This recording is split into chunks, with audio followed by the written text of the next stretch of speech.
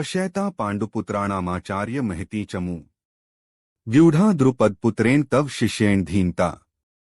पश्य देखना, एतामिसः पांडुपुत्रनाम पांडुपुत्रों की आचार्यादरणीय आचार्य महतीम विशाल चमूम सेना को व्यूढ़ान सुव्यवस्थित व्यूह रचना द्वपद पुत्रेण द्रुपद पुत्र द्वारा तब तुम्हारे शिष्यन शिष्य द्वारा धीमता बुद्धिमान।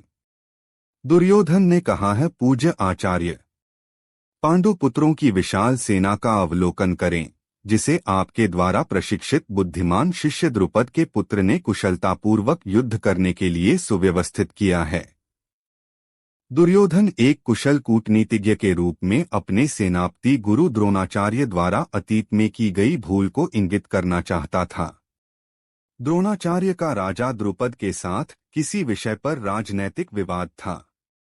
उस विवाद के कारण क्रोधित होकर द्रुपद ने प्रतिशोध की भावना से यज्ञ किया और यह वरदान प्राप्त किया कि उसे ऐसे पुत्र की प्राप्ति होगी जो द्रोणाचार्य का वध करने में समर्थ होगा।